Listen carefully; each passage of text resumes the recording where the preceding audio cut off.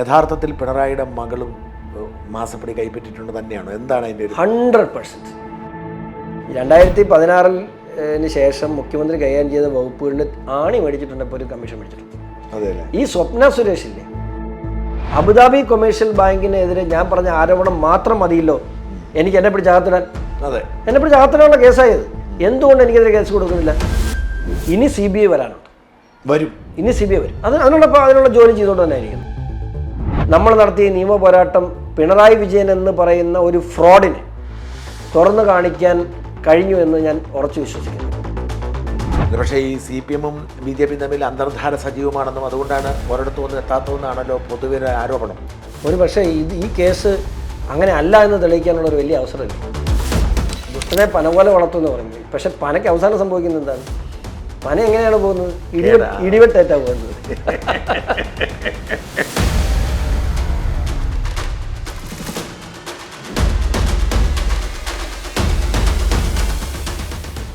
നമസ്കാരം. Sean ജോർജുമായുള്ള shoot at സൈറ്റിൻ്റെ 2ാം എപ്പിസോഡിലേക്ക് സ്വാഗതം. ആദ്യ എപ്പിസോഡിൽ ഷോണിൻ്റെ രാഷ്ട്രീയം, ഷോണിൻ്റെ പിതാവിൻ്റെ രാഷ്ട്രീയമാണ് ചർച്ച ചെയ്തത്. ഇനി നമ്മൾ ആളുകൾ കാത്തിരിക്കുന്ന ചോദ്യങ്ങളിലേക്ക് കടക്കുകയാണ്. ഷോൺ പിണറായി വിജയനുമായി പിണറായി വിജയൻ സഹായിച്ചിട്ടുണ്ടെന്നാണ് ഷോൺ എന്നോട് പറഞ്ഞത്. അച്ഛന് കോടിയേരി ബാലകൃഷ്ണൻ്റെ മകൻ, എനിക്ക് നിങ്ങൾ ഒരു കമ്പനി രജിസ്റ്റർ ചെയ്ത് വക്കീൽ പണി പോലും ചെയ്യുന്നുണ്ട്. നിങ്ങൾ CPM-ഉമായിട്ട് വളരെ അടുപ്പം, എനിക്കത് തിരുവനന്തപുരത്ത് വളരെ അടുത്ത സുഹൃത്തുക്കളെ നിങ്ങളെല്ലാവരും ഒരുമിച്ച്. ഇതെങ്ങനെയാണ് ഈ CPM-ൻ്റെയും പിണറായിയുടെയും വലിയ ശത്രുവായി മാറുന്നത്? 2001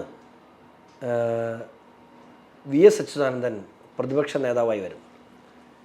ഒരുപക്ഷെ അന്ന് 2001 VS മുഖ്യമന്ത്രി സ്ഥാനാർത്ഥിയാണ് എന്നതുകൊണ്ടാണ് CPM-ന് അത്രയും വലിയ തിരിച്ചടി ഉണ്ടായത്. അന്ന് ആർക്കും വേണ്ടാത്ത ഒരാളായിരുന്നു VS. കാരണം അദ്ദേഹത്തിൻ്റെ ഒരു സാധാരണക്കാരന് മുമ്പിൽ ഈ വെട്ടിനിർത്തൽ സമരം, ഈ ഒരു അതായത് ഒരു വരട്ട് തത്വത്തിൻ്റെ വക്താവായിരുന്നു അദ്ദേഹമെങ്കിൽ. അതിനുശേഷം മതികെട്ടാനും മൂന്നാർ ഉൾപ്പെടെ PC ജോർജ് ഏറ്റെടുത്ത വിഷയങ്ങളിലൂടെയാണ് അദ്ദേഹം ജനകീയനായത്. 2003, 2004, 2005 കൊണ്ട് VS ജനനായകനായി വളർന്നതിൽ വളരെ നിർണായകമായ പങ്ക് അദ്ദേഹത്തിനോടൊപ്പം, പാർട്ടി അല്ലെങ്കിൽ പോലും VS-നൊപ്പം നിന്ന് പോരാടിയ ഇടതുമുന്നണിയുടെ ഭാഗമാണ്. ഇടതുമുന്നണി MLA ആണ് PC ജോർജ്. ആ വിഷയം VS-നെ വലിയ നേതാവാക്കി മാറ്റുന്നതിൽ, VS വലിയ നേതാവാണ്, പക്ഷേ VS-നെ ജനകീയനാക്കുന്നതിൽ വലിയ പങ്ക് വഹിച്ചത് PC ജോർജാണ്. അപ്പോൾ 2006 തന്നെ മുഖ്യമന്ത്രിയാകാൻ കുപ്പായം തയ്പ്പിച്ചിരുന്ന വ്യക്തിയാണ് പിണറായി വിജയൻ. അതിനൊരു തിരിച്ചടി ഉണ്ടാക്കിയത് PC ജോർജാണ്. അത് വന്ന് CPM-ൻ്റെ സംസ്ഥാന കമ്മിറ്റിയിൽ പോലും പല ഇടപെടലുകൾ PC ജോർജ് നടത്തിയെന്ന നിലയിൽ ആരോപണം ഉണ്ടായി. മലപ്പുറം സമ്മേളനം ചേട്ടൻ ഓർക്കുന്നുണ്ടോ? ഞാനിപ്പോൾ ഓർക്കുന്നുണ്ട്, അവിടെ നടന്നത്. അപ്പം മലപ്പുറം സമ്മേളനത്തിൽ 11 ജില്ലാ കമ്മിറ്റികൾ പിടിച്ചെടുത്തുകൊണ്ടാണ് VS സമ്മേളനത്തിൽ പോകുന്നത്. പക്ഷേ VS അവസാനം ആ സംസ്ഥാന കമ്മിറ്റിയിലോട്ട് ജയിച്ചത് പോലും കഷ്ടിച്ചാണ്. ഞാനിപ്പോഴും അന്നത്തെ മനോരമയുടെ ഹെഡിങ് ഞാനിപ്പോൾ ഓർക്കുന്നത് വിജയൻ മിന്നൽ പിണറായി എന്നായിരുന്നു അതിൻ്റെ ഹെഡിങ്, ഞാനിപ്പോഴും ഓർക്കുന്നുണ്ട്.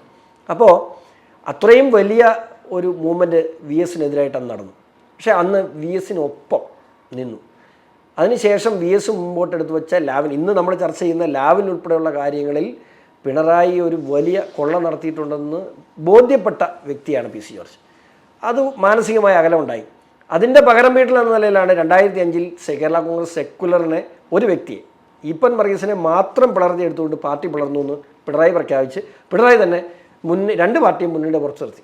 2006 PC ജോർജിന് സീറ്റ് കൊടുക്കാതിരിക്കാൻ പരമാവധി ശ്രമിച്ചു. പക്ഷേ ഇവിടുന്ന് സീറ്റ് പ്രഖ്യാപിക്കുന്നതിന് മുമ്പ് നമ്മൾ പോസ്റ്റർ അടിച്ചൊട്ടിച്ചു. അപ്പോൾ ജില്ലാ കമ്മിറ്റി എന്ന് പറഞ്ഞു ഇനി PC ജോർജിനെ അല്ലാതെ മാറ്റാൻ കഴിയില്ല എന്ന് പറയുകയും, അന്ന് എൻ്റെ വിശ്വാസം അന്ന് കോടിയേരിയുടെ ഒരു ഇടപെടൽ, അതിനകത്ത് PC ജോർജിനെ മാറ്റാൻ പാടില്ല എന്നുള്ള ഇടപെടലും കൂടെ, അന്ന് ഇന്നും നല്ല ബന്ധമായിരുന്നു. അദ്ദേഹത്തിൻ്റെ ഒരു ഇടപെടലും കൂടെ വന്നുകൊണ്ടാണ് 2020 ഒരു ഘടകകക്ഷിയുടെ നേതാവായിരുന്നിട്ട് പോലും PC ജോർജിന് അന്ന് സീറ്റ് കൊടുത്തു. 2006 ഭരണത്തിൽ വന്നു. VS അച്യുതാനന്ദൻ മുഖ്യമന്ത്രിയായി. VS-ന് സീറ്റ് കൊടുക്കാനൊക്കെ ശ്രമം നടത്തി. VS-ന് 2006 സീറ്റ് കൊടുക്കാനൊക്കെ ശ്രമം നടത്തി. തിരുവനന്തപുരം സിറ്റിയിൽ പ്രകടനം നടത്തി. പ്രകടനത്തിൽ നമ്മുടെ ആളുകളൊക്കെ പങ്കെടുത്തിട്ടു, അതൊക്കെ വേറെ കാര്യം. പ്രകടനത്തിൽ ആദ്യം പ്രകടനമായിട്ട് ഇറങ്ങിയത് അന്നത്തെ കേരള കോൺഗ്രസ് സെക്യുലറുടെ ജില്ലാ സെക്രട്ടറി ആയിരുന്നു. അവരുടെ വണ്ടിയിൽ വെയ്ക്സിൻ്റെ ഫ്ലെക്സും വെച്ച് ആദ്യം ഇറങ്ങി. അതൊക്കെ ഈ പ്രശ്നങ്ങൾ കാരണമായി. 2006 അധികാരത്തിൽ വന്നു. VS മുഖ്യമന്ത്രിയായി. അന്ന് ഒരു MLA-മാരുള്ള എല്ലാവരെയും മാറ്റി നിർത്തി. PC ജോർജിന് മന്ത്രിസ്ഥാനം കൊടുക്കാതിരിക്കാൻ വേണ്ടിയാണ് വേണ്ടത് പറഞ്ഞു. VS എന്നിട്ട് PC ജോർജിനോട് ചോദിച്ചു, വേണ്ട സഖാവേ, അതിനകത്തൊരു വിഷയം ഞാനായിട്ടുണ്ടാക്കുന്നില്ല എന്നാണ് ഇപ്പോൾ പറഞ്ഞത്. പക്ഷേ 2009 PC ജോർജിനെ മുന്നണിയിൽ നിന്ന്, അന്ന് മുന്നണിയിൽ നിന്ന് പുറത്താക്കുന്ന എന്തിനാണെന്ന് അതും രസമാണ്. മതികെട്ടാൻ മലയിൽ കയ്യേറ്റം നടന്നത് അന്നത്തെ മന്ത്രിയായിരുന്ന TU കുരുവിളയ്ക്കെതിരെ ആണ് അവലാണ്. അപ്പോൾ LDFൻ്റെ ഒരു ഉപസമിതി ഇത് സംബന്ധിച്ച് പഠനം നടത്തി. മന്ത്രി കുറ്റക്കാരനാണ് എന്ന് ഇടതുപക്ഷ ജനാധിപത്യ മുന്നണിയുടെ ആ ഉപസമിതി തീരുമാനിച്ചു. അത് LDF ചർച്ച ചെയ്ത്. അന്ന് വൈക്കം വിശ്വൻ കൺവീനറാണ്. അദ്ദേഹം പത്രസമ്മേളനം നടത്തി. ഞാനിപ്പോഴും ഓർക്കുന്നുണ്ട്. മന്ത്രി ഈ വിഷയത്തിൽ കുറ്റക്കാരനാണെന്ന് ബോധ്യപ്പെട്ട സ്ഥിതിക്ക് മന്ത്രിയോട് രാജിവെക്കാൻ ആവശ്യപ്പെടുന്നു. അതോടൊപ്പം ആരോപണം ഉന്നയിച്ച PC ജോർജിൻ്റെ പാർട്ടിയെ മുന്നണിയിൽ നിന്നും പുറത്താക്കുന്നു. ഇപ്പോഴും അതിനൊരു തമാശയായിട്ട് ആരോപണം ഉന്നയിച്ച PC ജോർജിൻ്റെ പാർട്ടി അങ്ങനെയാണ് ഇടതുപക്ഷത്തിൽ നിന്ന് പുറത്തു പോകുന്നത്. അപ്പോൾ അന്ന് തുടങ്ങി. അപ്പോൾ 2006 മുഖ്യമന്ത്രി ആകേണ്ടിയിരുന്ന പിണറായി വിജയൻ്റെ മുഖ്യമന്ത്രി സ്ഥാനം 10 വർഷക്കാലം മാറ്റിവെപ്പിച്ച അല്ലെങ്കിൽ ദീർഘിപ്പിച്ചതിൻ്റെ ഒരു കാരണക്കാരൻ PC ജോർജാണ്. മാത്രമല്ല, ഈ ലാവ്ലിൻ കേസുമായി ബന്ധപ്പെട്ട് നടത്തിപ്പിൽ അതുമായി ബന്ധപ്പെട്ട് നിന്ന ആളുകളെ മുഴുവൻ സഹായിച്ചത് PC ജോർജാണ് എന്നുള്ള വലിയ ഒരു വിശ്വാസം പിണറായി അന്ന് മുതലേ PC ജോർജിനെ ഉപദ്രവിക്കാൻ പർപ്പസ്ഫുള്ളി ഓരോ കാലഘട്ടത്തിലും PC ജോർജിനെ ഉപദ്രവിക്കാൻ അദ്ദേഹം നിന്ന് അത് 2022 വരെ തുടർന്നു. 2022 ശേഷം 2023 നമ്മൾ തിരിച്ചു കൊടുക്കാൻ തുടങ്ങി. അത്രേ ഉള്ളൂ. അപ്പം പക്ഷേ കോടിയേരിയുടെ മക്കളായിട്ടുള്ള അല്ലെങ്കിൽ CPMലെ സൗഹൃദങ്ങളെ ഇത് ബാധിക്കത്തില്ലേ നിങ്ങൾ? ഒരിക്കലും. ഒരു കാലഘട്ടത്തിലും ബിനീഷ് കുറേ കാലങ്ങൾ വിദേശത്തായിരുന്നു. ഇത് ഉണ്ടെങ്കിൽ ഞാൻ പറയാം, ഞങ്ങൾ ക്ലാസ്സിൽ ഒരുമിച്ച് പഠിച്ച ഒരു 9 പേരുണ്ട്. ആ 9 പേർക്കൊരു വാട്സപ്പ് ഗ്രൂപ്പ് ഇപ്പോഴും ഉണ്ട്. എല്ലാ ദിവസവും അങ്ങോട്ടും ഇങ്ങോട്ടും ബന്ധപ്പെടുന്ന ഒരു വാട്സപ്പ് ഗ്രൂപ്പാണ്. അതിൽ ഞാനും ബിനീഷും നിനും ഒക്കെ ഞങ്ങൾ 3 പേരാണ് എറണാകുളത്ത് ഒരുമിച്ച് ലോ ഫേം നടത്തുന്നത്. ഞങ്ങൾക്കിടയിലെ സൗഹൃദം ഇത് പറഞ്ഞ പോലെ ഞങ്ങൾ ഒരുമിച്ചിരിക്കുമ്പോൾ വലിയ രാഷ്ട്രീയ അലമ്പ് ഞങ്ങൾ തമ്മിലുണ്ടാവും. അത് ഞങ്ങളുടെ സൗഹൃദങ്ങളെ ബാധിക്കാറ്. ഞങ്ങളിപ്പോൾ രാഷ്ട്രീയം പറഞ്ഞു തുടങ്ങിയാൽ അടിയിലെ കലാശിക്കും. അത് ഇപ്പോഴും അതെ. അവൻ്റെ രാഷ്ട്രീയം പറയും, ഞാൻ എൻ്റെ രാഷ്ട്രീയം പറയും. ഞങ്ങൾ തമ്മിൽ ഭയങ്കര അടിയുണ്ടാവും. പക്ഷെ അതൊരിക്കലും ഇന്ന് വരെയും ഞങ്ങളുടെ സൗഹൃദങ്ങളെയും മാനസികമായി ഞങ്ങളെ ഒരിക്കലും അകറ്റിയിട്ടില്ല. ഈ ബിനീഷിന് ഒരുപാട് ആരോപണങ്ങളുണ്ടല്ലോ, നമ്മൾ അതിലേക്കൊന്നും കടക്കണ്ട. നിങ്ങളുടെ സുഹൃത്തായതുകൊണ്ട് അതൊന്നും നിങ്ങളെ ബാധിക്കത്തില്ല, നിങ്ങളുടെ സൗഹൃദത്തെ? ഇല്ല, ഒരിക്കലും എന്നെ ബാധിക്കുന്നില്ല. വ്യക്തിപരമായ ഓരോരുത്തരുടെ കാര്യങ്ങൾ ഇപ്പം അതിനകത്ത് എനിക്ക് ബോധ്യങ്ങളുണ്ടല്ലോ, എന്തൊക്കെയാണ് ശരി എന്തൊക്കെയാണ് തെറ്റെന്നുള്ള എൻ്റെ ബോധ്യങ്ങളാണ്. അത് ഞാനും അവനും തമ്മിലുള്ള സൗഹൃദങ്ങളെ ബാധിക്കേണ്ട ഒരു ഇഷ്യൂവും ഇതുവരെ ഉണ്ടായിട്ടില്ല. ഓക്കെ. അപ്പം എന്നിട്ട് ഈ പിണറായിക്കെതിരെയുള്ള പോരാട്ടം ഇപ്പം ഈ ജോർജിൽ നിന്നും ശരിക്കും ഷോൺ ഏറ്റെടുത്തിരിക്കുകയാണ്. അത് അപ്പം പറഞ്ഞിട്ട് തന്നെയാണോ അതോ സ്വാഭാവികമായിട്ട് സംഭവിച്ചാണോ? ഞാൻ ഈ കേസ് ഫയൽ ചെയ്യുന്നത് തലേദിവസം മാത്രമാണ് ഞാൻ ഇങ്ങനൊരു കേസ് ഫയൽ ചെയ്യാണ് പിണറായിക്കെതിരെ എന്ന് പറഞ്ഞത്. എന്നാൽ ഞാനിതൊരു അക്കാഡമിക് സെൻസിൽ പഠിച്ചു തുടങ്ങി. എൻ്റെ അഭിഭാഷകൻ, അദ്ദേഹത്തിന് ഈ ഒത്തിരി പബ്ലിസിറ്റി ആഗ്രഹിക്കാത്തൊരു മനുഷ്യനാണ്. അതുകൊണ്ട് അഡ്വക്കേറ്റ് ഷിനു, അദ്ദേഹം ഇത്തരം പബ്ലിസിറ്റി ഒന്നും ആഗ്രഹിക്കാത്ത മനുഷ്യനാണ്. അങ്ങനെ അദ്ദേഹത്തിൻ്റെ ഫേമുമായിട്ട് വന്ന് ഒരു പക്ക അഭിഭാഷകൻ മാത്രമാണ്, പ്രത്യേകിച്ച് രാഷ്ട്രീയമൊന്നുമില്ല. അദ്ദേഹത്തിന് ഹൈക്കോടതിയിൽ മാത്രമല്ല, പുള്ളി ഡൽഹിയിലും ബോംബെയിലും ബാംഗ്ലൂരും ചെന്നൈയിലും ഒക്കെ ഓഫീസുള്ള ഒരു കോർപ്പറേറ്റ് ലോ ഫേമാണ്. അപ്പം അദ്ദേഹത്തോട് ഞാൻ എപ്പോഴും എൻ്റെ വളരെ അടുത്ത എൻ്റെ ഒരു ചേട്ടനെ പോലെ ഞാൻ സ്നേഹിക്കുന്ന ഒരു സുഹൃത്താണ്. അപ്പോൾ ഈ വിഷയവുമായി ബന്ധപ്പെട്ട് ഈ CMR കേസ് വന്നപ്പോൾ മുതൽ ഞങ്ങളിത് എപ്പോഴും ഡിസ്കസ് ചെയ്യും, ഈ വിഷയത്തെക്കുറിച്ച്. അപ്പോൾ ഈ ഡിസ്കസ് ചെയ്തപ്പോൾ അദ്ദേഹം നമുക്കിതെന്ത് ചെയ്യാൻ പറ്റുമെന്ന് നമ്മളിങ്ങനെ ഡിസ്കസ് ചെയ്ത് വന്നപ്പോഴാണ് അദ്ദേഹം ഇങ്ങനെ ഒരു ആശയം പറയും. ഞങ്ങൾ അതിൽ മൊത്തം കുറേ ഹോംവർക്ക് ചെയ്തു. 2-3 മാസക്കാലം ഞങ്ങളിതിനെ സംബന്ധിച്ച് ഡോക്യുമെൻറ്റ്സ് കളക്ട് ചെയ്തു. നമുക്കൊരിക്കലും ഇത് കേസ് ഫയൽ ചെയ്യണമെന്നുള്ളായിരുന്നു. നമ്മൾക്കിത് എങ്ങനെയാണെന്ന് പഠിക്കാം. കാരണം നമ്മൾ യുദ്ധം ചെയ്യാൻ പോകുന്നത് മുഖ്യമന്ത്രിയോടാണ്. അപ്പോൾ അതുകൊണ്ട് തന്നെ അത്ര സ്ട്രോങ് ആയിരിക്കണം. ഞങ്ങൾ ആ എവിഡൻസ് മുഴുവൻ കളക്ട് ചെയ്തു. അതിനുശേഷം ഞങ്ങൾക്ക് ഒരു കോൺഫിഡൻസ്. മാസപ്പടി CMR കേസുമായി ബന്ധപ്പെട്ട മാസപ്പടി വിഷയത്തിൽ ആണ്. അങ്ങനെ നമുക്കൊരു കോൺഫിഡൻസ് വന്നപ്പോഴാണ് SFI. ഞാൻ പറയട്ടെ, കേസ് ഫയൽ ചെയ്തതിന് ശേഷമാണ് ഞാൻ ബിനീഷിൻ്റെ അടുത്ത് പറയുന്നത്. നിനുവിൻ്റെ അടുത്ത് തലേദിവസം പറഞ്ഞു, പപ്പായുടെ അടുത്ത്. കാരണം പപ്പായുടെ അടുത്ത് പറഞ്ഞുള്ള പ്രശ്നം വെച്ചാൽ പപ്പ ഇതുപോലെ തന്നെ ഇപ്പോൾ ചേട്ടൻ ഫോൺ വിളിച്ചു ഒരു ഫോൺ ഇൻ്റർവ്യൂവിൽ, എന്നിട്ട് നാളെ നമ്മൾ കൊടുക്കും എന്ന് നേരത്തെ പറയും. പപ്പ അങ്ങനെ മനസ്സിലൊന്ന് ചോദിച്ചാൽ, കാരണം നമുക്ക് അങ്ങനെ നേരത്തെ ഒരു വിഷയം പുറത്തുവിടാൻ കഴിയില്ലായിരുന്നു. ഈവൻ ഞാൻ ഈ വിഷയം നടത്തി പത്രസമ്മേളനം നടത്തി പത്രക്കാർക്കാർക്കും മനസ്സിലായില്ല. SFI എന്ന് പറഞ്ഞ പോലെ ഇതെന്താണെന്ന് ആർക്കും മനസ്സിലായില്ല. ഇത് ഹൈക്കോടതി വന്നതിന് ശേഷം ഇത് അന്വേഷണത്തിന് ഓർഡർ ചെയ്തപ്പോഴാണ് പത്രക്കാർക്കെല്ലാം ഈ വിഷയത്തിൽ ഇത്രയും ഗൗരവമുണ്ടെന്നും ഇത് ശരിക്ക് കുറുക്കിക്കൊള്ളുമെന്നും മനസ്സിലായത്. ഈ അഴിമതി കേസിൽ യഥാർത്ഥത്തിൽ പിണറായിയുടെ മകളും മാസപ്പടി കൈപ്പറ്റിയിട്ടുണ്ട് തന്നെയാണോ? എന്താണ് അതിൻ്റെ 100% അവർ കൊടുത്തിട്ട് ഇത് തുടക്കത്തിൽ PCIT principal commission of income tax Kochi നടത്തിയ CMRൽ അവർ സ്വാഭാവികമായി നടത്തിയ അന്വേഷണത്തിൽ നിന്നും അവരുടെ എൻക്വയറിയാണ് യഥാർത്ഥത്തിൽ ഈ വിഷയങ്ങൾ.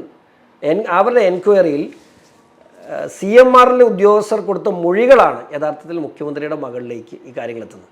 ആ മൊഴികളിൽ ഇങ്ങനെയൊരു സോഫ്റ്റ്വെയറോ ഇങ്ങനെയൊരു ഉപദേശമോ ഇവർക്ക് കിട്ടിയിട്ടില്ല എന്ന് വ്യക്തമായ മൊഴിയുണ്ട്.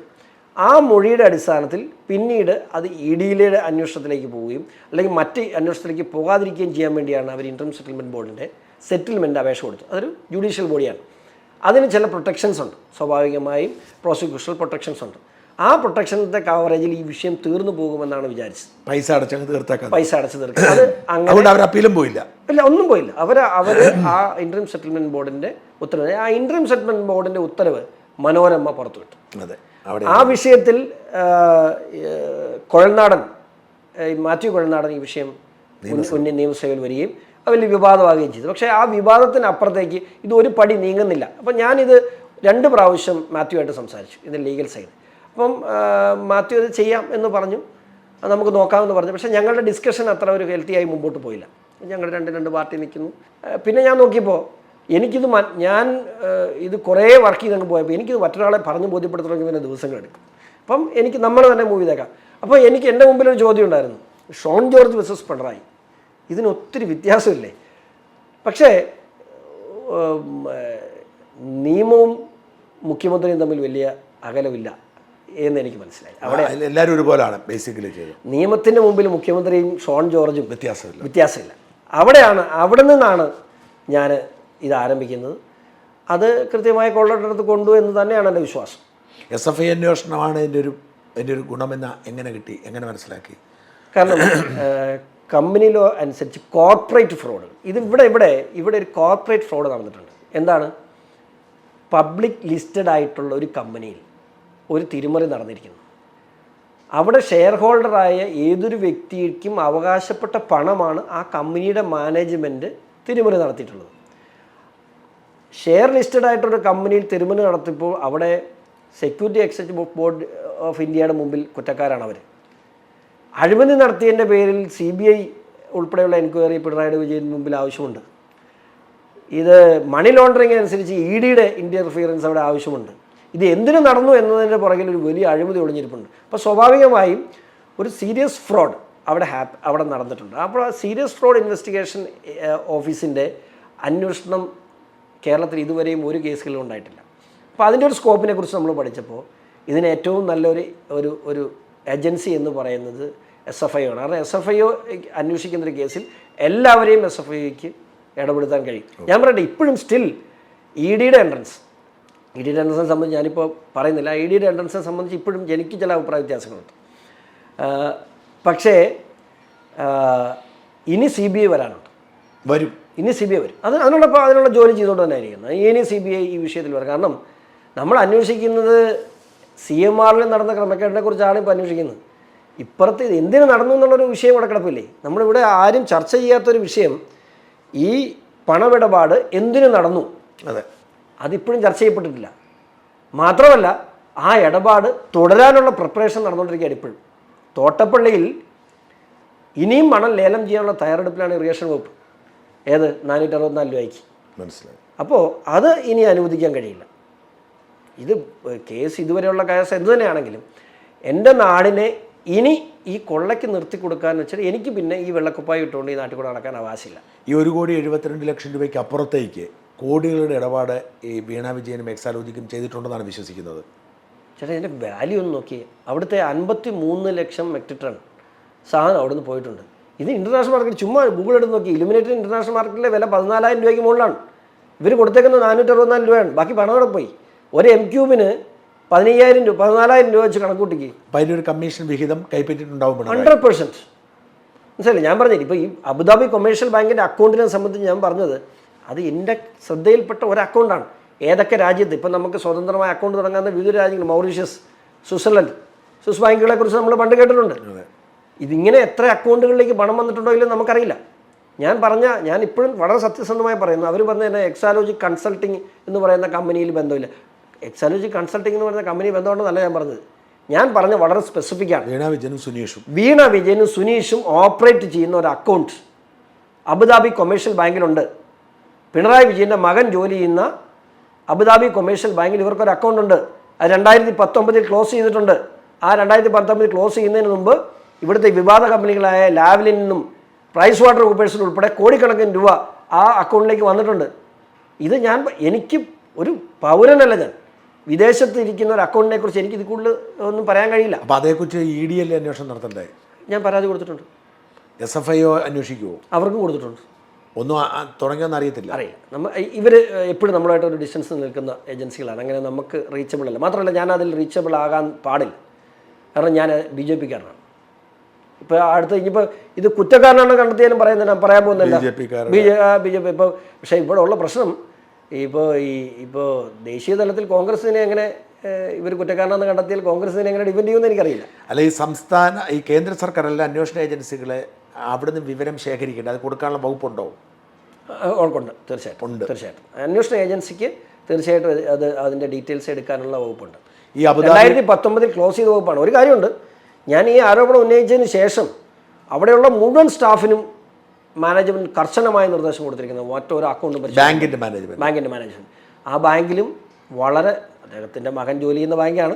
മാത്രമല്ല അദ്ദേഹത്തിനോട് അടുത്ത് നിൽക്കുന്ന വലിയ വ്യവസായ പ്രമുഖർക്ക് വലിയ റോളുള്ള ബാങ്കാണ്. അത് അന്വേഷിച്ചാൽ അറിയാം. വലിയ വ്യവസായ പ്രമുഖർക്ക് വലിയ റോളുള്ള ബാങ്കാണ്. അതുകൊണ്ട് തന്നെ അത് നശിപ്പിക്കപ്പെടാൻ കഴിയില്ല. പക്ഷേ അതിൻ്റെ വിവരങ്ങൾ പുറത്തു വരുന്നതിന് വലിയ പരിമിതികളുണ്ട്. കമ്പനി അവിടെ രജിസ്റ്റർ ചെയ്തിരുന്ന മുഴുവൻ കാര്യങ്ങളും ഡിലീറ്റഡ് ആണ്. എല്ലാം ഡിലീറ്റ് ചെയ്ത് കഴിഞ്ഞു. അല്ല, അക്കൗണ്ടിൻ്റെ കാര്യം അറിയില്ല. മറ്റ് അവിടെ കമ്പനി പ്രവർത്തിച്ചുകൊണ്ടിരുന്ന കാലഘട്ടത്തിലെ ഡീറ്റെയിൽസ് എല്ലാം ഡിലീറ്റഡ് ആണ്. ആ വിവരം എങ്ങനെ ശേഖരിച്ചു എന്ന് ഞാൻ ചോദിക്കുന്നില്ല. അത് ശരിയാണ്. അല്ല, ലോകത്തെല്ലായിടത്തും മലയാളികളുണ്ടല്ലോ. അതുകൊണ്ടായിരിക്കും ജീവനക്കാരോട് ഒരാൾക്ക് വരും. മാത്രമല്ല ഈ സൈറ്റിൽ ഏതെങ്കിലും ഒരാൾ ലോഗിൻ ചെയ്താൽ അത് ആരാന്ന് അവരുടെ സൈറ്റിൽ കൃത്യമായിട്ട് അറിയാം. തല പോകും. ഈ കഴിഞ്ഞ ദിവസവും വീണ അവിടെ ഉണ്ടായിരുന്നു. ഈ ഹയത്തിലാണ് നമ്മൾ ഈ ഇരാറ്റുപേട്ടയിൽ നിന്ന് നമ്മുടെ ചേട്ടന് കണമലയിൽ നിന്ന് തിരുവനന്തപുരം വരുന്ന പോലെയാണ് ഇവരുടെ ആ ദുബായ് യാത്ര. അതൊരു വലിയ സംഭവമല്ല. പിന്നെ അവർക്ക് ആരുടെ പെർമിഷൻ്റെ ആവശ്യമൊന്നുമില്ല. അവർ സ്വതന്ത്ര വ്യക്തിയാണ്. അതെ. എന്താ യുവ സംരംഭം, എന്താണ് പറഞ്ഞത്? വനിതാ സംരംഭം. അവരൊരു പ്രൊട്ടക്ഷൻ കൂടെ ഉണ്ടല്ലോ. ഒരു പ്രൊട്ടക്ഷനുണ്ട്. ചേട്ടൻ കണമലയെന്ന് വീട്ടിൽ ഞാൻ ഈ രാറ്റുപേട്ടയിൽ തിരുവനന്തപുരം വരുന്ന പോലെ ഉള്ളൂ. അവർക്ക് ആഴ്ചയിൽ 2 പ്രാവശ്യം വന്നിട്ട് പോകുന്ന അവിടെ. കാരണം എൻ്റെ ഒരു സുഹൃത്ത് അവിടെ വെച്ച് കണ്ടു, വർത്തമാനം പറയുകയും ചെയ്തു. ഒരു ഫോട്ടോ എടുത്തോ ചോദിച്ചു, പറ്റത്തില്ല എന്ന് പറഞ്ഞു. ചുമ്മാ ഒരു ഫോട്ടോ എടുത്തിട്ട് ചോദിച്ചു, ഫാനാന്ന് പറഞ്ഞു. പക്ഷേ പറ്റത്തില്ല എന്ന് പറഞ്ഞു. അപ്പോൾ അന്വേഷിച്ചു കഴിഞ്ഞപ്പം പണം കൊടുത്തിരിക്കുന്നത് വേറെ ഒരു കമ്പനിയാണ്. അത് ഇവിടെ അത് അന്വേഷിച്ച് വന്നാൽ ഇവിടെ ഏതെങ്കിലും ഇടപാടുള്ള കമ്പനി ആയിരിക്കും, പേടിക്കണ്ട. 2016 ശേഷം മുഖ്യമന്ത്രി കൈകാര്യം ചെയ്ത വകുപ്പുകളിൽ ആണി മേടിച്ചിട്ടുണ്ട്. ഇപ്പോൾ ഒരു കമ്മീഷൻ മേടിച്ചിട്ടുണ്ട്.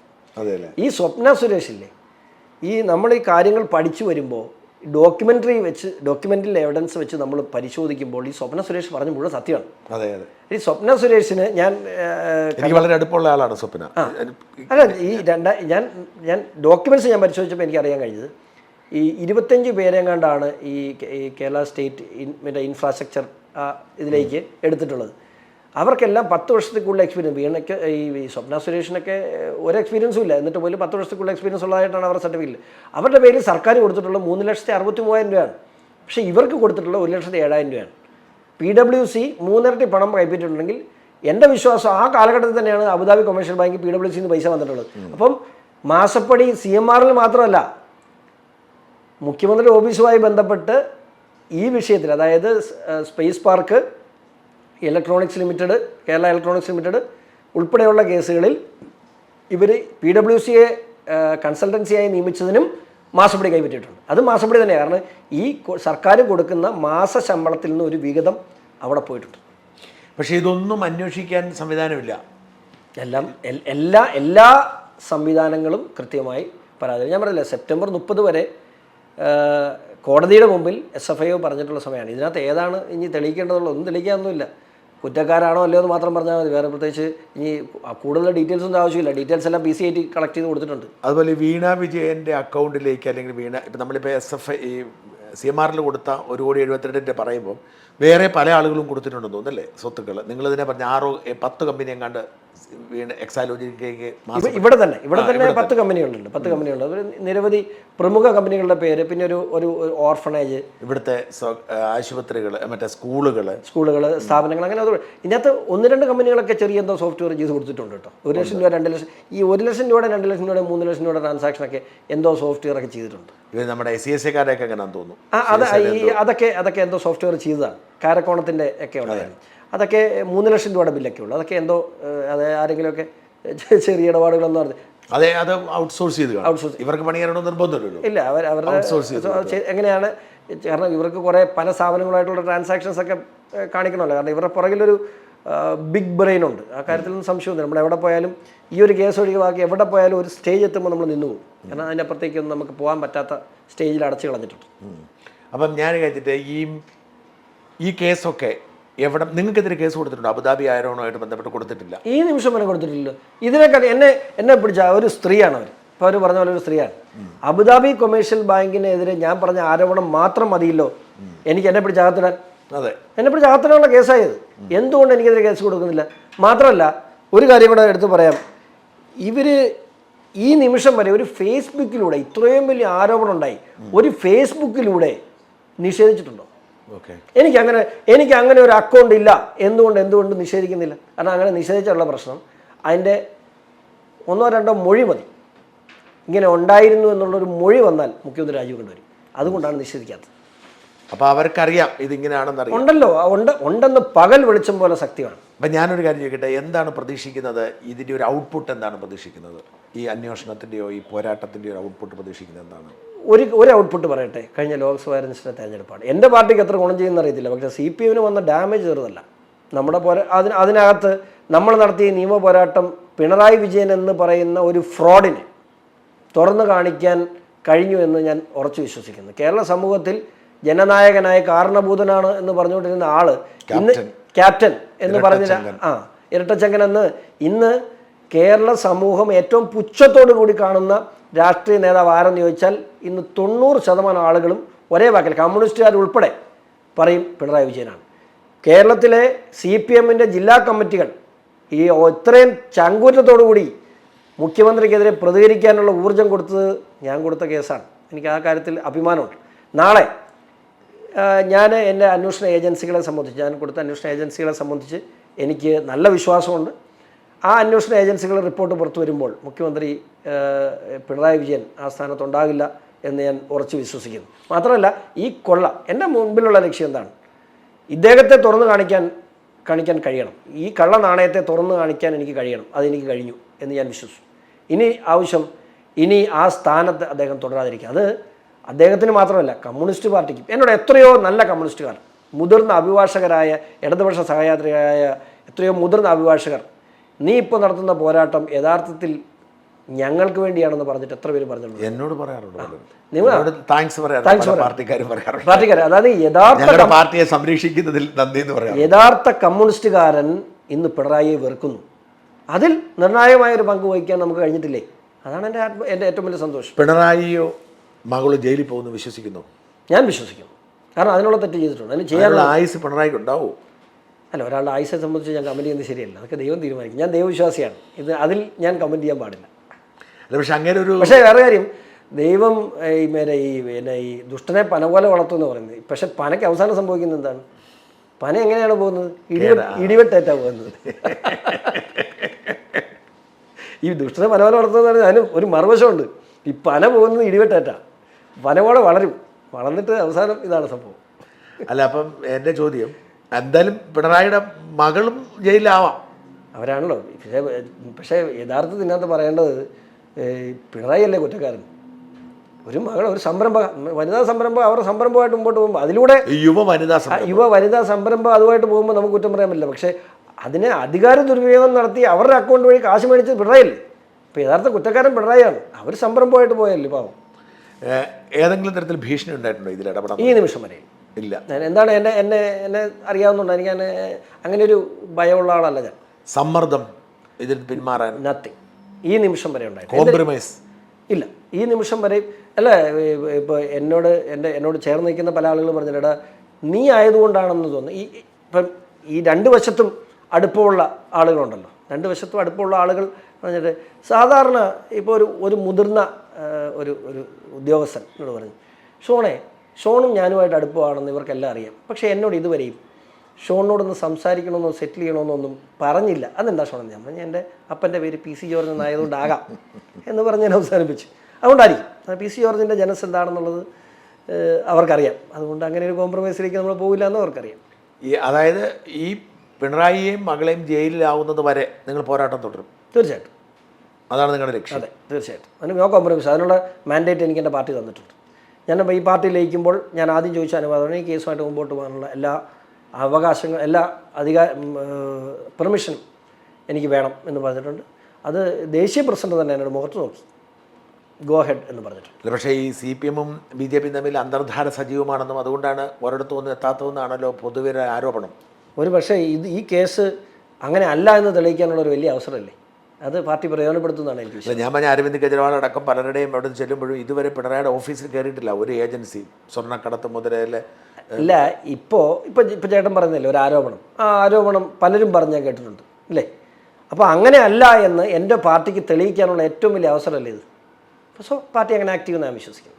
ലാവ്ലിൻ കേസ് മാറ്റിവെച്ചുകൊണ്ടേയിരിക്കുന്നു. ലാവ്ലിൻ കേസ് എവിടെ എത്തില്ല എന്ന് എനിക്ക് നന്നായിട്ട് അറിയാം. കാരണം അതിന് ഒന്നുമില്ല. കാരണം ഇതിന് പർപ്പസ്ഫുള്ളി ഇതിൻ്റെ പല ഘട്ടത്തിൽ വിവിധ കേസുകൾ വഴി വിവിധ ഇൻ്റർഫിയറൻസ് പ്രഥമ ദൃഷ്ടിയ ശത്രുവാന്ന് തോന്നുന്ന പല ആളുകളും പിണറായിയുടെ ആളുകളായി ലാവ്ലിൻ കേസിൽ വന്നിട്ടുണ്ട്. ഓക്കെ, മനസ്സിലായില്ലേ? കേസുകൾ കൊടുത്ത് ഇതിനെ വീക്കൻ ചെയ്ത് ഇതൊക്കെ അവിടെ ഇപ്പം ഞാൻ പറയാനില്ല, ഇപ്പം അവിടെ ഇരിക്കുന്ന ആ കേസിന് ഒരു സ്റ്റാഫും പിണറായി ശിക്ഷിക്കാൻ മാത്രം ഇല്ല. കിട്ടും. എന്താണെന്നറിയോ? ലാവ്ലിൻ്റെ ട്രാൻസാക്ഷൻ അബുദാബി കൊമേഴ്ഷ്യൽ ബാങ്കിൽ നിന്ന് പൊക്കിയാൽ മതി. അതെടുത്താൽ ഇവിടെ സാധനമാണ്. അവിടെ ആയിരിക്കും നടന്നിരിക്കുക. അതുകൊണ്ടായിരിക്കും അവർക്ക് ഇത്രയും ഭയം. പക്ഷെ അതൊക്കെ പൊക്കാനുള്ള ഒരു താല്പര്യം ഞാൻ പറയാം. അതിൻ്റെയൊക്കെ ഞാൻ പറഞ്ഞില്ലേ, അതൊക്കെ എത്രമാത്രം നശിപ്പിക്കപ്പെട്ടു എന്നൊക്കെ ഇനി നമ്മൾ പരിശോധിക്കേണ്ടിയിരിക്കുന്നു. അവിടെ ഒന്നും വേണ്ട, നമുക്കിവിടെ കിട്ടും. ഇവിടെ CMR-ലെ മറ്റേ ഇൻട്രീം സെറ്റിൽമെൻറ്റ് ബോർഡ് വിധി മാത്രം മതി. ഞാൻ പറഞ്ഞില്ലേ, വലിയ മോഷ്ടിച്ച ആളുകൾ ചിലപ്പോൾ തേങ്ങ മോട്ടിക്കുമ്പോഴായിരിക്കും പിടിക്കപ്പെടുന്നത്. ഇത് അങ്ങനെ ഒരു തേങ്ങയാണ്, അത് കൃത്യമാണ്. അതിനകത്തൊന്നും ആർക്കും ഇനി ഒരു തിരുമറിയൊന്നും ചെയ്യാൻ പറ്റുന്നില്ല. അത് മേടിച്ചത് തന്നെയാണ്. ആ മൊഴികളും മാറ്റാൻ പറ്റില്ല. ഞാൻ ഒന്ന് രണ്ട് കാര്യം കൂടി ചോദിച്ചിട്ട് അതോടെ അവസാനിപ്പിക്കുന്നത്. നമുക്ക് പോകാറായി. ഈ BJP-ക്കെതിരല്ലാതിരുന്നാൽ പോലും കേരളത്തിൽ ജീവിക്കാൻ പ്രയാസമാണ്. ഇപ്പോൾ എൻ്റെ അവസ്ഥ, ഞാൻ BJP-ക്ക് അനുകൂലമല്ല, പക്ഷേ ഞാൻ BJP-ക്ക് എതിരല്ല. അതുകൊണ്ട് തന്നെ എനിക്ക് എൻ്റെ ഫേസ്ബുക്ക് പോസ്റ്റിൻ്റെ ഇടയിലും അല്ലെങ്കിൽ എൻ്റെ ഇതിലെല്ലാം ചീത്ത വിളിക്കുന്നവരും ഒക്കെ നമുക്ക് ഭീകരമാണ്. നമുക്ക് വിശ്വസിക്കാൻ പോലും കഴിയാത്ത വിധത്തില്ല. ഞാനിതുവരെ മുസ്ലിമിനെതിരെയോ ഖുറാനെതിരെയോ അള്ളാഹുവിനെതിരെയോ ഒന്നും പറഞ്ഞിട്ടില്ല. പക്ഷേ ഞാൻ വർഗീയവാദിയാണ്, ഇവനെ ആരെങ്കിലും വെടിവെച്ച് ഓടണം, ഇവൻ ചത്തുപോയാൽ മതിയായിരുന്നു, വണ്ടി ഇടിച്ചാവും, പാമ്പ് പിടിക്കുകയോ നിരന്തരം പറയുന്ന ആളുകളുടെ അത്തരം ഒരു അറ്റാക്ക് നിങ്ങൾക്കെതിരെ ഉണ്ടാവുന്നില്ലേ? എൻ്റെ പൊന്ന് ചേട്ടാ, പപ്പാടൊക്കെ ഒരു ഫേസ്ബുക്ക് പോയിൻ്റെ അടിയിൽ നിന്ന് കയറി നോക്ക്. ഞാനൊന്നും കമൻ്റ് എടുത്ത് നോക്കാറില്ല. നോക്കി ആത്മഹത്യ ഉണ്ട്. കാരണം വെച്ചാൽ നമുക്ക് തന്നെ കുറേ ഇതൊക്കെ തമാശയാണെങ്കിലും ചിലപ്പോൾ വിഷമം പർപ്പസ്ഫുള്ളി ആണെങ്കിലും ഒക്കെ പിന്നെ കമൻറ്റ് ചെയ്യുന്ന ആളുടെ പേര് നോക്കുമ്പോൾ പിന്നെ ഒരു സമാധാനമാണ്. എൻ്റെ അവസ്ഥ അത് തന്നെയാണ്. ഞാൻ അതിനകത്ത് ശ്രദ്ധിച്ചൊരു കാര്യം, ഇപ്പോൾ ഇത് പറയുമ്പോൾ പറയാണ്, എന്നെ അറ്റാക്ക് ചെയ്തുകൊണ്ടിരുന്ന, എന്നെക്കുറിച്ച് ഇങ്ങനെ വെറുപ്പ് പറഞ്ഞുകൊണ്ടിരുന്ന ആളുകളൊക്കെ ഈ ലോക്സഭാ തെരഞ്ഞെടുപ്പ് വരെ ഈ മുസ്ലിം നാമധാരികളായ ചെങ്കൊടി പിടിച്ച ആളുകളായിരുന്നു. പിണറായി ചെങ്കൊടി പിടിച്ചു. ഇപ്പം ഈ ലോക്സഭാ തെരഞ്ഞെടുപ്പിന് ശേഷം ഇവരെല്ലാം രാഹുൽ ഗാന്ധിയുടെ ചിത്രം വെച്ച മുസ്ലിം നാമധാരികളാണ്. ഇതിൽ മനസ്സിലാക്കേണ്ടത് എന്താണെന്ന് വെച്ചാൽ, കൂട്ടത്തോടെ ഈ സുഡാപ്പികൾ എന്ന് വിളിക്കുന്ന ഈ ഫണ്ടമെൻ്റലിസ്റ്റ്, മുസ്ലിംസ് അല്ല, ഈ ഫണ്ടമെൻ്റലിസ്റ്റുകൾ CPM-ൽ നിന്നും ഇപ്പോൾ കോൺഗ്രസിലേക്ക് ചേക്കേറി എന്നാണ് ഞാൻ ഈ ഒരൊറ്റ കാര്യത്തിൽ മനസ്സിലാക്കുന്നത്. രണ്ട് സിനാരിയോ ഉണ്ട്. ലോക്സഭാ തെരഞ്ഞെടുപ്പിൽ അവർ രാഹുൽ ഗാന്ധിയുടെ ഫോട്ടോയിലേക്ക് പോകും. ഈ പറയുന്ന STP ഉൾപ്പെടെ ഈ സുഡാൽപ്പികൾ, ഈ വർഗം, എല്ലാ മുസ്ലിങ്ങളും അല്ല കേട്ടോ. അത് നിയമസഭാ തെരഞ്ഞെടുപ്പ് ആകുമ്പോൾ അത് ഈ പ്രൊഫൈലൊക്കെ ഒന്ന് ഫോട്ടോ എടുത്ത് വെച്ചു, അത് ചെങ്കൊടിയായി മാറും. ഓക്കെ, അതായിരിക്കും. അത് വേറൊന്നുമല്ല. Who is against RSS, who is against BJP. Lok Sabha തെരഞ്ഞെടുപ്പിൽ അവർക്ക് രാഹുൽ ഗാന്ധിയുടെ പടമാണ് ഉപയോഗിക്കേണ്ടത്. അത് നിയമസഭാ തെരഞ്ഞെടുപ്പാകുമ്പോൾ അവരത് കമ്മ്യൂണിസ്റ്റ് പാർട്ടിയുടെ പതാക ഉപയോഗിക്കും. എന്ന് വെച്ചാൽ വീണ്ടും അടുത്ത നിയമസഭയിൽ പിണറായിയോ അല്ലെ CPM ജയിച്ചത് 100%. ഞാൻ അങ്ങനെ വിശ്വസിക്കുന്ന. നാളെ എന്താണെന്നല്ലേ, നാളെ ജയിലിലായില്ലെങ്കിൽ ഇപ്പോൾ പിണറായി എന്ന് ഞാൻ പറയുന്നില്ല, ഇപ്പോഴും കമ്മ്യൂണിസ്റ്റ് പാർട്ടിയിലേക്ക് ഈ വരുന്ന കൺസോൾട്ടേഷൻ, ഇപ്പോൾ കോൺഗ്രസ് അനുകൂലമായ കൺസോൾട്ടേഷൻ ഇവർ ഇനി പ്ലാൻ ചെയ്യുന്നത്, അത് ഇവിടെ കേരളത്തിൽ ഇവരെ ഡിഫെൻഡ് ചെയ്യാൻ കോൺഗ്രസിനുള്ള ശേഷിയുണ്ടോ ഇല്ലയോ എന്നുള്ളതല്ല. കോൺഗ്രസിനുള്ള ശേഷി സംഘടനാപരമായി ഇല്ല. അപ്പോൾ കേരളത്തിൽ ഹൂ ഈസ് അഗൻസ്റ്റ് BJP എന്ന് ചിന്തിക്കുമ്പോൾ അവർക്ക് ലാഭകരം CPM-നൊപ്പം നിൽക്കുന്നതാണ്, അല്ലെങ്കിൽ ഇടതുപക്ഷത്തിനൊപ്പം നിൽക്കുന്നതാണ്. ഈ സിനാരിയോ കഴിഞ്ഞ പ്രാവശ്യം എന്താ സംഭവിച്ചത്? കഴിഞ്ഞ പ്രാവശ്യം 2019 ലോക്സഭാ തെരഞ്ഞെടുപ്പിൽ 19 സീറ്റാണ് UDF-ന് ഇവിടെ. അതെ. 2021 2 വർഷത്തിനിടയിൽ ഇവിടെ VD സതീശനോ അല്ലെങ്കിൽ രമേശ് ചെന്നിത്തല ഇതിനിടയ്ക്ക് വലിയ പാപമൊന്നും ചെയ്തിട്ടില്ലല്ലോ. പിന്നെ എന്ത് പറ്റി? 2019 21 ആയപ്പോൾ വീണ്ടും പിണറായിക്ക് മാൻഡേറ്റ് വന്നത് അരി കൊടുത്തുകൊണ്ട് മാത്രമാണോ? അരി കൊടുത്തുകൊണ്ട് മാത്രമല്ലല്ലോ. ഇപ്പോൾ അനുകൂലമായി കോൺഗ്രസ് അനുകൂലമായി ചിന്തിച്ച സമൂഹം അതേപടി ഇടതുപക്ഷത്തിൽ ഇവിടെ അതാണ് നടക്കുന്നത്. ആ പൊളിറ്റിക്സ് ഇവിടെ ജനങ്ങൾക്ക് മനസ്സിലാകുന്നത് വരെ BJPയെ തടഞ്ഞു നിർത്താനാവും. ഞാൻ അതുകൊണ്ടാണ് പറഞ്ഞത് 2026 എന്ന് പറയുന്ന തെരഞ്ഞെടുപ്പിൽ തന്നെ BJPക്ക് ഇവിടെ അത്ഭുതങ്ങൾ സംഭവിക്കാൻ പറ്റും. എന്താണ്? ഈ രാഷ്ട്രീയം എന്താണെന്ന് ജനങ്ങളെ ബോധ്യപ്പെടുത്താൻ കഴിഞ്ഞാൽ. സിമ്പിൾ. എന്താ പറഞ്ഞ കാര്യം? BJPയുടെ സംസ്ഥാന നേതൃത്വം മനസ്സ് വയ്ക്കണം. ഉണ്ടാവും. അല്ല, ഇത് മുമ്പോട്ടുള്ള പ്രയാണമല്ലേ. ഓരോ ദിവസം വളരുന്ന പാർട്ടിയാണ് BJP. എല്ലാവർക്കും ഇതിൻ്റെ പൾസ് എന്താണെന്ന് നല്ല ബോധ്യമുണ്ട്. അപ്പോൾ ആ ബോധ്യത്തിൻ്റെ അടിസ്ഥാനത്തിൽ ഇന്ന് നഡ്ഡാജി എന്താ ഇന്ന് വരുന്നത്? നഡ്ഡാജി ഇന്ന് വരുന്നത് സംഘടനാ കാര്യങ്ങൾക്ക് വേണ്ടി തന്നെയാണ്. ഇവിടുത്തെ പൾസ് എന്താണെന്ന് സെൻട്രൽ ലീഡർഷിപ്പിന് കൃത്യമായി ബോധ്യപ്പെട്ടതിൻ്റെ അടിസ്ഥാനത്തിലാണ്. മാറ്റങ്ങളുണ്ടാവും. ഈ ദിവസങ്ങളിൽ മാറ്റം ഉണ്ടാകാമോ? ഇവിടെ നേതൃത്വ രംഗത്ത് മാറ്റം ഉണ്ടാകാൻ സാധ്യതയുണ്ട് ഉടനെ? അങ്ങനെയൊന്നും എനിക്കറിയില്ല. അങ്ങനെ ഒരു ചർച്ച പോലും ഞാൻ കേട്ടില്ല. നേതൃതലത്തിലല്ല മാറ്റങ്ങൾ ഉണ്ടാകുന്നത്, നമ്മൾ സ്ട്രാറ്റജിയിലാണ്. ശരി, ഇതിൻ്റെ നേതൃനിരയിൽ എല്ലാം നല്ല നേതൃനിരയാണ്. എല്ലാം കഴിവും പ്രാപ്തിയുള്ളവരും മാത്രമല്ല ഒത്തിരി പാർട്ടിക്ക് വേണ്ടി. ഞാനൊക്കെ മിനിങ്ങാന്ന് പാർട്ടി വന്നതല്ലേ, മിനിങ്ങാന്ന് വന്നെന്ന് വേണം പറയാം. പക്ഷേ ഈ പാർട്ടിക്ക് വേണ്ടി 10-40 വർഷമായിട്ട് കഷ്ടപ്പെട്ടവരാണ് ഇതിനകത്തിരിക്കുന്നത്. പാർട്ടി നേതൃനിരയോ പാർട്ടിയോ ഒന്നുമല്ല മാറേണ്ടത്, സ്ട്രാറ്റജിയിലാണ് ഇനി മാറ്റങ്ങൾ ഉണ്ടാകേണ്ടത്. അത് മാറ്റങ്ങളുണ്ടാവും എന്ന് എനിക്ക് കുറച്ച് വിശ്വാസമുണ്ട്. ഷോണിന് പോകാൻ സമയമായതുകൊണ്ട് ഒരൊറ്റ ചോദ്യം കൂടി ചോദിച്ച് അവസാനിപ്പിക്കുന്നു. ഞാൻ ടൈം നോക്കിയിരിക്കുമായിരുന്നു, അത് കറക്റ്റ് ആകുന്നു. ഈരാറ്റുപേട്ടകളുടെ സ്ഥലത്ത് എങ്ങനെയാണ് ഇത്രയും എതിർപ്പുകൾക്കിടയിൽ ജീവിക്കാൻ പറ്റുന്നത്? ഞാൻ ഈരാറ്റുപേട്ടനെ പോകാൻ അല്പം ഭയമുള്ള ആളാണ്. ഞാൻ എല്ലാ ദിവസവും രാവിലെ ഈരാറ്റുപേട്ടയിൽ എൻ്റെ വീടിൻ്റെ മുമ്പിലൂടെ ടൗൺ മുഴുവൻ നടന്ന് എൻ്റെ കവലയായ ചേനാട് കവലയിൽ വന്ന് ചായയും കുടിച്ചിട്ട് വീട്ടിൽ പോകുന്ന ആളാണ്. ഇപ്പോൾ എൻ്റെ ഒരു ദിവസവും ഞാൻ ചായക്ക് പൈസ കൊടുത്തിട്ടില്ല. അവിടെ നോക്കി നിൽക്കുന്ന ഞങ്ങൾ വർത്തമാനം പറഞ്ഞിരിക്കുന്ന ഏതെങ്കിലും അണ്ണന്മാർ, നീ പോടാ ഞാൻ കാശ് കൊടുത്തോളാം, എന്നെ ഇടാന്ന് വിളിക്കുന്ന സ്വാതന്ത്ര്യമുള്ളവരാണ് എല്ലാവരും. ഞാൻ ഒരു ദിവസം ചായക്ക് പൈസ കൊടുക്കാറില്ല, അവരാരെങ്കിലും കൊടുക്കാറുള്ളൂ. ഞാൻ കൊടുക്കാൻ എന്തായാലും നീ പോ എന്ന് പറഞ്ഞു വിടും. ഈ ഇലക്ഷൻ ആകുമ്പോൾ ഇതെല്ലാം കൂടെ ധ്രുവീകരിച്ച് വർഗീയതയിലേക്ക് കൊണ്ടുവന്ന് വോട്ട് ചെയ്യിപ്പിക്കുന്നത് വെച്ചാൽ വ്യക്തിപരമായി ഇപ്പോഴും ഞാൻ ഷോൺ ജോർജും PC ജോർജും അല്ല എൻ്റെ നാട്ടിൽ, കുഞ്ഞുവാനും ചാക്കോച്ചനുമാണ്. പപ്പായ കുഞ്ഞുവാൻ എന്നാണ് നാട്ടിൽ വിളിക്കുന്നത്. അവർക്കെല്ലാം PC ജോർജ് കുഞ്ഞുവാനാണ്, ഞാൻ ഷോൺ ജോർജ് അല്ല ചാക്കോച്ചനാണ്. ഞാൻ ചാക്കോച്ചൻ എന്നാണ് അവർ നാട്ടിൽ വിളിക്കുന്നത്. അവിടെ ഒരു കുഴപ്പമില്ല. പക്ഷേ ഇലക്ഷൻ ആകുമ്പോൾ ഇതെല്ലാം വേറെ തലത്തിലേക്ക് ചിത്രീകരിക്കപ്പെട്ട് കൺസോൾട്ടേറ്റ് ചെയ്യിപ്പിച്ച് എങ്ങാനും ആരെങ്കിലും വോട്ട് ചെയ്യണമെന്നുണ്ടെങ്കിൽ അവൻ്റെ വീട്ടിൽ പോയി വെള്ളം ഉണ്ടാക്കി നമുക്ക് വോട്ട് തിരിപ്പിക്കും. അതൊക്കെ നടക്കും. പക്ഷേ ഈരാറ്റുപേട്ടകൾക്ക് അങ്ങനെ നേച്ചർ ഇല്ല. ഞാൻ പറയട്ടെ, ഈരാറ്റുപേട്ടയിൽ 2% തീവ്രവാദ സ്വഭാവമുള്ള ഈ സുഡാപ്പിക്കാർ ഉൾപ്പെടെ ആളുകളുണ്ട്. ബാക്കി 98% അവരെ അനുസരിക്കാൻ നിർബന്ധിതരാകുന്നതാണ്. ഈരാറ്റുപേട്ട മുസ്ലിങ്ങളെല്ലാം തീവ്രവാദികളല്ല. ഈരാറ്റുപേട്ട നല്ല അന്തസ്സുള്ള മുസ്ലിങ്ങളുണ്ട്. പക്ഷേ ഒരു സാഹചര്യം എന്ന് പറയുന്നത് ഇങ്ങനെ ഒരു പൊതുവായ സമുദായ വിഷയമായി ഇതിനെ ചിത്രീകരിച്ച് കൊണ്ടുവന്ന് നമ്മുടെ സമുദായ വിരുദ്ധനും വർഗവിരുദ്ധനുമായി മാറ്റുമ്പോൾ അവർക്ക് വോട്ട് ചെയ്യാൻ അല്ലെങ്കിൽ നമ്മുടെ കൂടെ നിൽക്കാൻ ഇപ്പോഴും ഞാൻ പറയാമല്ലോ, ഇപ്പോഴും ജനപക്ഷക്കാരായ 100 പേരുണ്ട് ഈരാറ്റുപേട്ടയിൽ. മുസ്ലിം സമുദായപ്പെട്ട 100 പേരെങ്കിലും ഇപ്പോഴും ഉണ്ട്. പക്ഷെ അവരാരും എൻ്റെ വീട്ടിൽ പോലും എന്നെ ഫോൺ വിളിക്കും. ഏതാവശ്യത്തിന് ഇപ്പോഴും ഇന്ന് രാവിലെ എന്നെ ഫോൺ വിളിച്ചിട്ടുണ്ട്. അവരുടെ ഏതാവശ്യം ഞാൻ ഇപ്പോഴും സാധിച്ചു കൊടുക്കുന്നുണ്ട്. എന്നെ കൊണ്ട് പറ്റുന്നതൊക്കെ ഞാൻ ചെയ്തു കൊടുക്കും. BJP ചേർന്നത്, ഞാൻ BJP ചേരരുത്, ഇപ്പോൾ അവിടെ നിന്നോ. കാരണം വെച്ചാൽ BJP ചേർന്നുള്ള പ്രശ്നം വെച്ചാൽ അവർക്കുണ്ടാകുന്ന സമ്മർദ്ദത്തെ പിന്നെ എനിക്കും കൂടെ സമ്മർദ്ദമായി മാറും. അവിടെ നിന്നോടാ പറഞ്ഞത് ഇപ്പോഴും വോട്ട് ചെയ്യും. അതായത് നിങ്ങൾ നടക്കാൻ പോകുമ്പോൾ ചായ മേടിച്ച് തരുന്നവർ ഒരു വോട്ട് ചെയ്യണമെന്ന് നിർബന്ധമില്ല. ആ സമയം ഇഷ്ടമൊക്കെ ശരിയാണ്. പക്ഷേ അവിടേക്ക് വലിയ രീതിയിലുള്ള വർഗീയ പ്രചരണങ്ങളും സമുദായത്തിൻ്റെ നിലനിൽപ്പും ഒക്കെ ഇപ്പം BJPയെക്കുറിച്ച്, ഇപ്പം നരേന്ദ്രമോദിയെക്കുറിച്ച് വികസന കാഴ്ചപ്പാടിൽ വലിയ സ്നേഹവും കാഴ്ചപ്പാടുമുള്ള ഒത്തിരി മുസ്ലിം സഹോദരങ്ങൾ എനിക്കറിയാം. ഒത്തിരി പേരുണ്ട്. പക്ഷേ വോട്ടിലേക്ക് വരുമ്പോൾ അവരും സമ്മർദ്ദത്തിലായി പോകും. കാരണം ഇത് നമ്മുടെ സമുദായത്തിന് വരുന്നത്, ഇത് നമ്മുടെ സമുദായത്തിന് ഞാൻ ചെയ്യുന്ന ഒരു വോട്ട് എൻ്റെ സമുദായത്തെ ദ്രോഹിക്കാനാണോ എന്നുള്ള നിലയിലേക്ക് ചിത്രീകരിക്കപ്പെടും. മറുനാടൻ അതിന് അനുകൂലമായി എനിക്ക് അനുകൂലമായ കമൻ്റ് ഇടുന്നവരെ കോണ്ടാക്റ്റ് ചെയ്ത് അത് വിലക്കുന്ന സംവിധാനമുണ്ട്.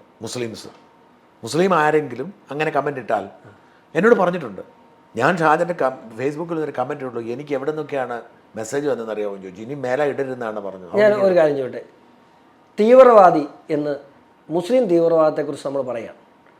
ഒരു സാധാരണ മുസ്ലിം അതിന് വേദനിക്കേണ്ട കാര്യമില്ല, ഒരു ആവശ്യം ഇല്ല. പക്ഷേ ഇവിടെ ഉണ്ടായ പ്രശ്നം എന്താണ്? മുസ്ലിം തീവ്രവാദത്തെക്കുറിച്ച് നമ്മൾ പറയുമ്പോൾ സാധാരണക്കാരായ ഇസ്ലാം സഹോദരങ്ങൾക്കും വേദനിക്കുന്ന രീതിയിലേക്ക് ഈ തീവ്രവാദ സംഘടനകൾ മൈൻഡ് കൊണ്ട് എത്തിച്ചു കഴിഞ്ഞു. കേരളത്തിൽ ഇന്ന് നേരിടുന്ന ഏറ്റവും വലിയ പ്രശ്നം അതാണ്.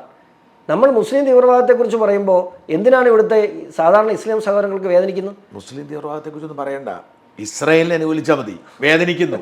അതാണ് ഭയങ്കരം. ഇസ്രായേൽ അവരുടെ സ്വയം രക്ഷയ്ക്ക് വേണ്ടി ശ്രമിക്കുന്നു പറഞ്ഞാൽ തീർന്നു. വല്ലാത്ത അവസ്ഥ.